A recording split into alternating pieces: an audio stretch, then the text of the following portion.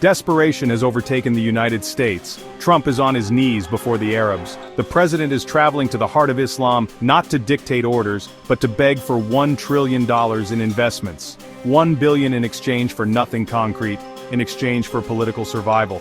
His trusted team is doing the makeup and seeing the inevitable, a surrender.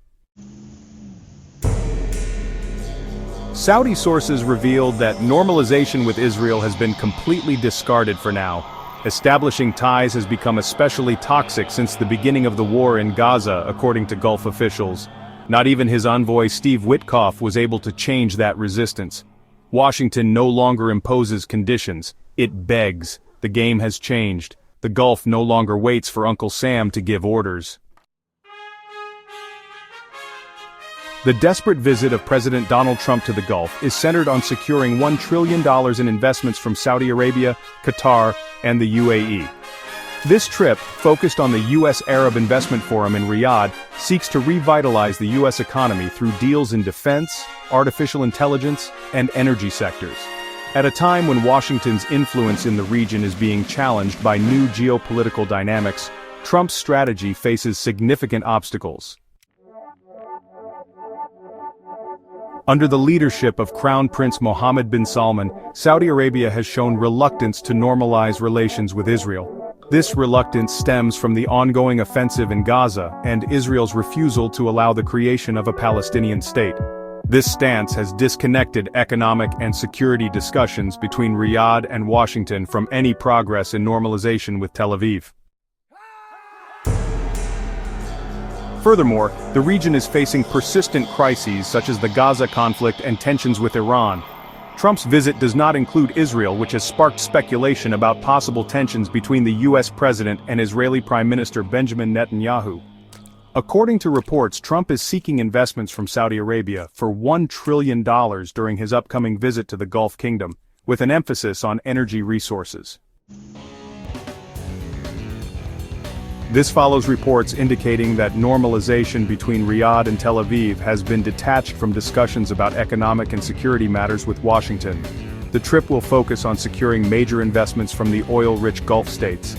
Saudi Arabia is unlikely to normalize relations with Israel at this time, due to Israel's ongoing war in Gaza, and its refusal to permit the establishment of a Palestinian state. According to U.S. and Saudi officials, American diplomats have failed to convince Israeli counterparts to accept an immediate ceasefire in Gaza, one of Saudi Arabia's prerequisites for any resumption of normalization talks. Instead, Trump's visit will focus on securing Saudi investments worth $1 trillion in U.S. companies, including major deals in arms megaprojects and artificial intelligence. The Trump administration wants this trip to be a major event, meaning that numerous deals and collaborations will be announced, which can be presented as beneficial for the U.S. However, they might be in for a surprise, said Robert Mogil-Nicki, a senior researcher at the Arab Gulf States Institute. Normalizing ties with Israel is much more difficult than rolling out the red carpet for President Trump and announcing investment agreements. Saudi Crown Prince Mohammed bin Salman hopes that Trump will accept the Saudi condition for the establishment of a Palestinian state. Achieving this would constitute one of the most significant achievements of Saudi diplomacy. Apparently, Prince Mohammed bin Salman presented the proposal, which Trump approved. The meeting in Riyadh will also include Palestinian President Mahmoud Abbas, Lebanese President Joseph Aoun, and Syrian President Ahmed al-Shahara. It is difficult for me to get out of the idea that President Trump is going to the Gulf because this is his place, said John Alterman, director of the Middle East program at the Center for Strategic and International Studies. Hosts will be generous and hospitable, willing to make deals, flatter Trump and not criticize him. They will treat him and his family as past and future business partners. Saudi Arabia, Doha, and Abu Dhabi are expected to go to great lengths to satisfy Trump, projecting his humiliation as he asks Arab investors for assistance like a parasite.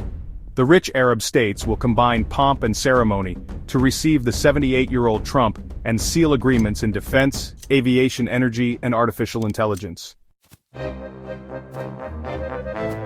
The president is eagerly anticipating his historic return to the Middle East, to promote a vision where trade and cultural exchanges defeat extremism, said his spokesperson, Caroline Leavitt. However, Trump will not be able to avoid the long list of regional crises such as the Gaza war, the Houthi rebels in Yemen, and the situation in Syria after the fall of the Assad dynasty. The Gulf countries play a key diplomatic role under the Trump administration 2.0. Meanwhile, Gulf countries are trying to balance their relations with both the United States and China, maintaining strong economic cooperation with the Asian giant despite Washington's pressures. In this context, Trump's Gulf tour reflects a realignment of power in the region where the Gulf Arab nations are emerging as the future economic and geopolitical force, while the United States is trying to adapt to a new multipolar order. What do you think about the Gulf's new approach to its relations with the United States and Israel? Will this shift change the geopolitical balance in the Middle East? Give us your opinion in the comment box below. Trump's recent tour of the Gulf underscores a dramatic shift in global power dynamics, highlighting the evolving influence of the region. His desperate plea for investments, a clear indication of a United States administration on the back foot, reflects a broader trend of diminishing American influence in a region that has long been seen as a cornerstone of U.S. power. While Trump may have hoped for a diplomatic victory in securing stronger ties between Saudi Arabia and Israel, his inability to achieve normalization between the two nations has left him with a hard bargain and limited success. This failure marks a significant blow to U.S. foreign policy, as it undermines efforts to strengthen Israel's position in the Middle East and presents a challenge to American credibility in the region. The Palestinians, as ever, remain the losers in this high-stakes geopolitical game. Their aspirations for statehood continue to be sidelined, with each new diplomatic effort seemingly pushing their hopes further into the distance.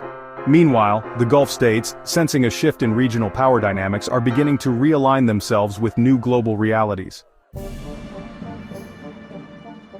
As they increasingly focus on economic diversification, technological advancement, and strategic partnerships outside the traditional Western sphere, the Gulf monarchies are asserting their dominance on the international stage. The winners in this scenario are the Gulf monarchies, who continue to hold significant economic power and leverage over both Washington and Tehran. Their ability to balance relations with major global powers such as China, Russia, and the United States gives them a unique advantage in shaping regional and global policies. Over time, this growing influence may shift the balance of power in the Middle East, creating a more multipolar landscape, where the traditional dominance of the United States and Europe is less pronounced. As the Gulf states assert their economic and political prowess, they will continue to play a pivotal role in shaping the future of the Middle East and beyond. Now it's your turn. If you found this analysis revealing, leave us a comment with your opinion on this conflict. Do you believe Trump can salvage the situation?